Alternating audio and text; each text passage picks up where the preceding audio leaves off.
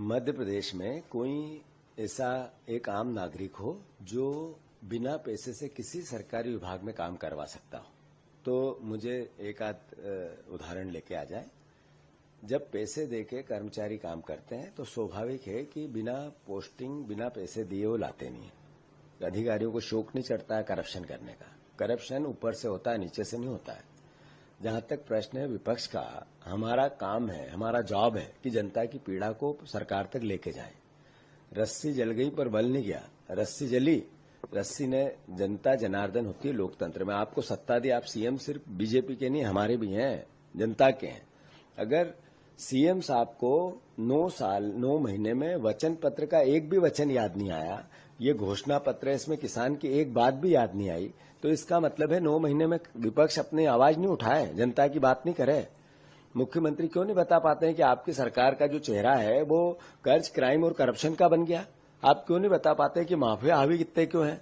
आप क्यों नहीं बता पाते हैं कि 3000 रुपए बहनों को क्यों नहीं दिया आपने? क्यों नहीं बता पाते हैं कि 100 करोड़ रुपए रोज, 100 करोड़ रुपए रोज कर्ज लेना पड़ता है? आप ये क्यों नहीं बता पाते कि 2700 के गेहूं के दाम, 3100 के धान के दाम नहीं दे पाए आप? आपको बताना पड़ेगा ना कि 6000 किसान का बेटा सोयाबीन का, उसकी डबल इनकम की बात करने वालों से मांग रहा है, तो क्या कारण है कि आप उस पर सरकार रिएक्शन नहीं दे रही है? सरकार किसान के बेटे नहीं मांगे अपनी इनकम का, अपनी उपज का दाम। 6000 रुपए सीएम साहब आपको देना पड़ेंगे। आप दोगे तो आरोप प्रत्यारोप नहीं होगा, आपका नागरिक अभिनंदन होगा।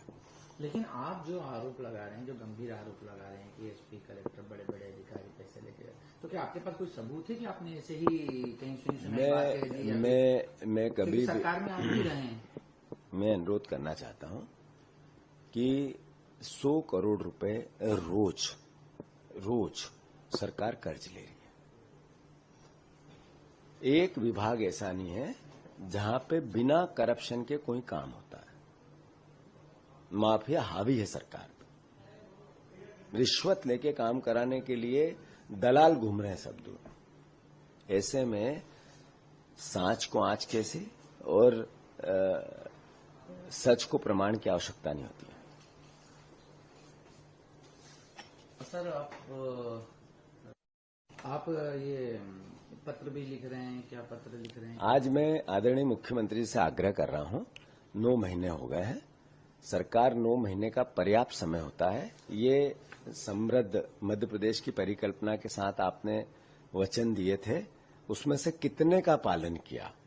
कितनी योजनाएं आपने बंद कर दी? मैंने उसका भी एक पत्र लिखा था अभी कि 33 योजनाएं बंद कर दी सरकार ने। क्यों? आखिर इसके नाम पे ही वोट मिला ना।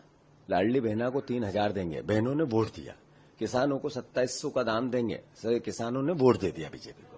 3100 के धान के देंगे, उसका दाम दे दिया, वोट दे दिए। तो आखिर ये पूरा नहीं हुआ। तो विपक्ष का दायित्व है जनता की बातें कहें। जनता की आवाज है कि कब होगा वचन पत्र। हम पत्र लिखकर मुख्यमंत्री से मांग कर रहे हैं। सर, कल किनारे जो नगर बसे में मांस और शराब का सेवन, मतलब वो प्रतिबंधित रहेगी, वहां पर नहीं किया जाएगा। मुख्यमंत्री जी को इस बात के लिए विचार पवित्र है और अगर उन्होंने ये निर्णय लिया तो उसका स्वागत योग्य है। पर उनको महाकाल की नगरी से आते हैं, सबसे पहले शराब वहां बंद करानी चाहिए। कांग्रेस पार्टी ने एक सभा की थी अभी और उसमें प्रस्ताव पास किया, मुख्यमंत्री से आग्रह किया कि सबसे पहले सबसे बड़ी पवित्र नगरी उज्जैन है महाकाल की, यहां शराबबंदी करो। करेंगे तो हम उनका नागरिक अभिनंदन करेंगे। हमसे जुड़े रहने के लिए हमारे YouTube चैनल को सब्सक्राइब करें और नई वीडियो की नोटिफिकेशन के लिए बेल आइकॉन को दबाएं।